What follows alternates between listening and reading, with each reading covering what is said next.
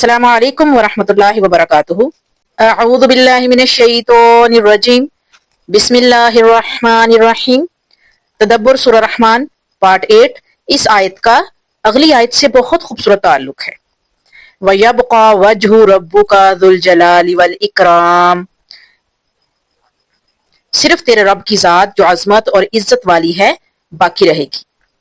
جلال عربی میں کسی عظیم الشان چیز کو کہا جاتا ہے جس کو دیکھ کر انسان پر ہیبت طاری ہو جاتی ہے کہ کیا عظیم الشان شاندار چیز ہے، جیسے کوئی محل یا کوئی شاندار ہوٹل ہو، اور جلال کے لیے سامعین اور ناظرین چاہیے۔ کوئی شاندار ہوٹل کو دیکھے گا تو اس کا جلال ہوگا، کوئی دیکھنے والا نہ ہو تو جلال کیسے ہوگا؟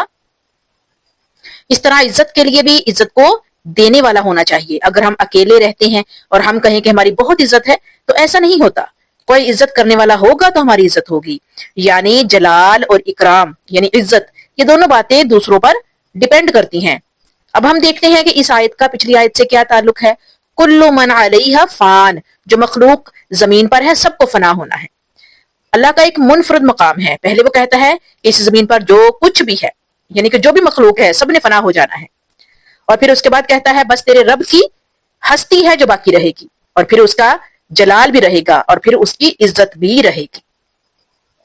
یعنی چاہے صفائے ہستی پر عزت کرنے والا کوئی بھی موجود نہ ہو تب بھی اس کی عزت برقرار رہے گی۔ کبھی کبھی ہم سوچتے ہیں کہ اللہ کو ہماری نمازوں کی کیا ضرورت؟ اس کا جواب ان آیات میں ہے۔ اللہ کو ہمارے شکر کی، تعریف کی، کسی بھی چیز کی ضرورت نہیں ہے۔ اس کی تعریف ہمیشہ ہوتی رہے گی، ہم اس کا جلال مانے یا نہ مانے، اس کا جلال اور اکرام ویسا ہی رہے گا۔ ہمارے شکر کرنے سے کیا اللہ کے خزانوں میں کوئی اضافہ ہوتا ہے یا ہو جائے گا؟ اس کی تعریف کرنے سے اس کی شان میں کوئی اضافہ ہو جائے گا؟ پھر اس کی شکر اور تعریف کا فائدہ کس کو ہے؟ نو ڈاؤٹ ہمیں ہے۔ کبر، بڑائی، وہ اصل میں اللہ کے لیے ہے۔ انسان جب تک شکر نہیں کرے گا وہ اپنے اندر سے کبریا کو نہیں نکال سکتا۔ بڑائی صرف اسی کی ہے، آسمان میں بھی اور زمین میں بھی۔ جب تک انسان شکر گزار نہیں بنے گا وہ اپنی انا سے نہیں بھاگ سکتا۔ جب وہ اپنی انا میں گم رہے گا اپنے لیے بھی تباہی کرے گا اور انسانیت کے لیے بھی تباہی کرے گا۔ جب انسان لالچ اور حرص میں آ جاتا ہے تو اس کو کسی کی فکر نہیں ہوتی، وہ بس میں کرتا ہے کہ مجھے سب کچھ مل جائے۔ قرآن کریم میں ایک جگہ پہ ارشاد ہے، اگر تم شکر گزاری کرو گے تو بے شک میں تمہیں زیادہ دوں گا۔ تمہیں اپنے لیے زیادہ چاہیے تھا؟ اگر تم شکر گزار بن جاتے ہو تو میں تمہیں اور زیادہ دیتا، اور زیادہ دیتا۔ یعنی اگر تم واقعی زیادہ چاہتے ہو تو شکر گزار بن جاؤ۔ فَبِأَيِّ آلَاءِ رَبِّكُمَا تُكَذِّبَانِ، تو تم اپنے پروردگار کی کون کون سی قدرتوں، طاقتوں، نعمتوں کا انکار کرو گے؟ یہاں کہا جا رہا ہے کہ اللہ کو تمہاری کوئی ضرورت نہیں ہے، تم تو بچو گے بھی نہیں، تم تو زندہ ہی نہیں رہو گے، پھر بھی تم سمجھتے ہو کہ تم اللہ کی نعمتوں کا انکار کر سکتے ہو۔ ہماری سب سے بڑی کمزوری موت ہے۔ يَسْأَلُهُ مَنْ فِي السَّمَاوَاتِ وَالْأَرْضِ كُلَّ يَوْمٍ هُوَ فِي شَانٍ فَبِأَيِّ آلَاءِ رَبِّكُمَا تُكَذِّبَانِ، آسمان اور زمین میں جتنے لوگ ہیں سب اسی سے مانگتے ہیں، وہ ہر روز کام میں مصروف رہتا ہے، تو تم اپنے پروردگار کی کون کون سی قدرتوں، طاقتوں، نعمتوں کا انکار کرو گے؟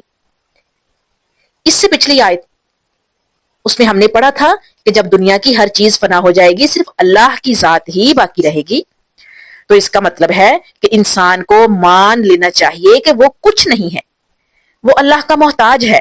اس میں انا کی بجائے عاجزی آ جانی چاہیے کہ وہ صرف اور صرف اللہ کا ہی محتاج رہے۔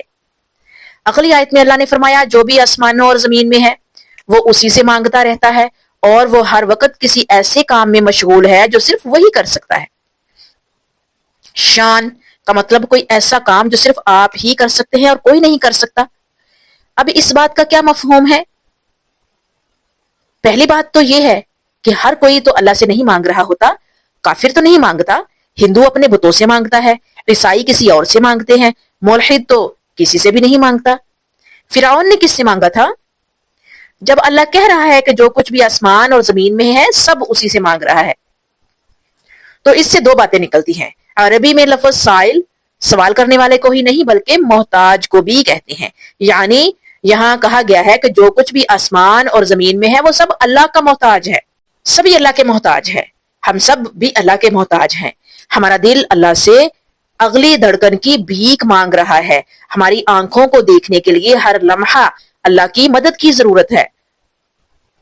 کل یوم ہوا فی شان، ہر لمحے اللہ ہی وہ سب کچھ کر رہا ہے جسے وہی کر سکتا ہے۔ اگر ہمارے پاس دولت، پیسہ، شہرت، رتبہ ہو لیکن صحت نہ ہو تو ہم کیا کر سکتے ہیں؟ ہمارے بولنے، دیکھنے، چلنے کی صلاحیت کو واپس لے جائے اگر اللہ تعالیٰ، تو ہم کیا کر سکتے ہیں؟ ہماری آنکھ، کان، بازو، ٹانگ واپس لے جائے تو ہم کیا کر سکتے ہیں؟ ہمارے پاس اگر ہمارا ذہنی توازن ہی نہ رہے گا تو ہم کس کام کے رہ جائیں گے؟ ہمارا دماغ اتنا ملائم ہے کہ اگر کسی ٹرک کی ٹکر لگے اسے اور معاملہ ختم ہو جائے، وہی سیڑھیوں سے گر جائے، دماغ کو چوٹ لگ جائے اگر، تو ساری انا، ساری طاقت، سارا مقام ایک بار میں ختم، فنش۔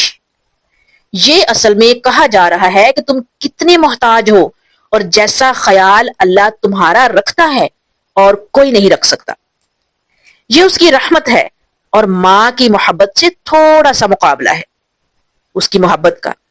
کچھ بچے ماں کا اتنا دل دکھاتے ہیں کہ ماں کہتی ہے کہ میں اب اپنے بیٹے کو دیکھنا ہی نہیں چاہتی اور اس سے ملنا ہی نہیں چاہتی، لیکن اللہ کا بندہ اس کو بھولتا ہے، اس کی نافرمانی، ناشکری، ناقدری کرتا ہے، کبھی کبھار اس کو کوستا بھی ہے ناؤذ باللہ، لیکن اللہ پھر بھی اپنے بندے کو نہیں چھوڑتا۔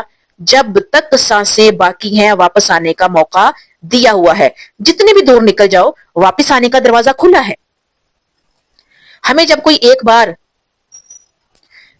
تکلیف دیتا ہے، دکھ دیتا ہے، دل دکھاتا ہے تو اس کو معاف کرنا بہت مشکل ہوتا ہے۔ اللہ ہمیں بار بار موقع دیتا ہے۔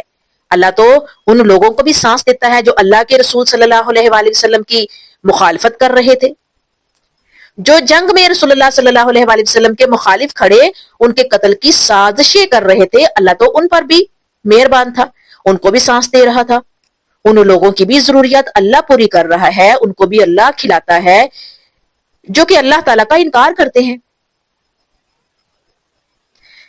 اللہ تعالیٰ پھر بھی ان کو سانس دے رہا ہے۔ ان سب باتوں کو اگر ہم الرحمن کے سائے میں نہیں سمجھیں گے تو کیسے سمجھیں گے؟ الرحمن کل یوم ہوا فی شان، یہ رحمان ہی تو ہے جو بار بار موقع دیے جا رہا ہے۔ اب تم اس کی کس کس بات کا انکار کرو گے؟ کس کس طاقت، معجزے اور قدرت کا انکار کرو گے؟ کہ تم کہاں اور تمہارا رب کہاں ہے؟ تم کیا حرکتیں کر رہے ہو اور تمہارا رب تمہارے ساتھ کیا سلوک کر رہا ہے؟ کچھ مفسرین اس آیت کے زمرے میں ایک مثال بیان کرتے ہیں۔ وہ کہتے ہیں کہ ایک کتا ہے، وہ اپنے مالک کے خلاف باغی ہو جاتا ہے، وہ مالک پر بھونکتا اور اسے کاٹتا ہے، مالک اس کتے کو باہر سورج میں، گرمی میں باندھ دیتا ہے، دھوپ میں۔ 2 دن گزرتے ہیں، نہ اس کو پانی ملتا ہے نہ کھانا ملتا ہے۔ پہلے مالک جب گھر سے نکلتا ہے تو کتا دانت نکالتا ہے اور کاٹنے کو دوڑتا ہے۔ جب وہ کتا پیاسا ہے اور بھوکا مرنے لگتا ہے تو اس کی حالت کیا ہو جاتی ہے؟ پاؤں آگے کو نکل آتے ہیں اور سر زمین پر جھک جاتا ہے۔ پھر اگر وہی مالک اپنے ہاتھ سے پانی پلائے تو چپ چاپ پانی پینے لگ جاتا ہے، کوئی بغاوت، کوئی غصہ، کوئی اکڑ نہیں دکھاتا، چپ چاپ پانی پیتا ہے۔ یہ کیسے ہوا؟ جب کوئی باغی محتاج بن جائے تو اس کی ساری بغاوت نکل جاتی ہے۔ اللہ بھی کہہ رہا ہے کہ تمہاری ساری ضروریات میں پوری کر رہا ہوں۔ اگر میں چاہتا کہ تمہیں تمہاری اوقات دکھا دوں تو میں کیا کیا کر سکتا ہوں اس کی تمہیں خبر ہی نہیں ہے۔ تھوڑی دیر کے لیے اگر تمہاری ضرورتیں روک لیتا ہوں میں، اگر میں چاہتا تو تمہارا پانی زمین میں خشک کر دیتا، پھر کون تمہیں پانی پلاتا؟ پھر کون تمہارے لیے پانی جو ہے وہ نکالتا؟ کون آسمان سے بادل برسا کر پانی دیتا تمہیں؟ اگر میں آسمان سے بادل برسانا بند کر دوں تو تم کیا کر لو گے؟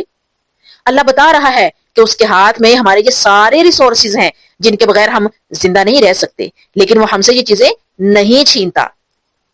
وہ اور طریقے سے ہمیں سیدھا کرنا چاہتا ہے، اس طریقے سے جانوروں کو سیدھا کیا جاتا ہے. ہم انسان ہیں, ہمیں الفاظ کے ذریعے سیدھا کرنا ہے. تو ہمیں قرآن دیا رب کائنات نے. اللہ کہہ رہا ہے تمہیں قرآن کے ذریعے سیدھا کرنا ہے. وہ کہہ رہا ہے کہ دیکھو آرام سے سمجھا رہا ہوں, سمجھ جاؤ, انسان بن جاؤ, یعنی شکر گزار بن جاؤ, عاجز بن جاؤ, میرے فرما بردار بن جاؤ. اب دیکھیں ذرا, اس ساری صورت کا مین تھیم یہی ہے کہ ہم شکر گزار بن جائیں. اس پوری صورت کا تھیم ہی یہ ہے کہ ہم شکر گزار بندے بن جائیں, عاجزی اور انکساری والے بن جائیں.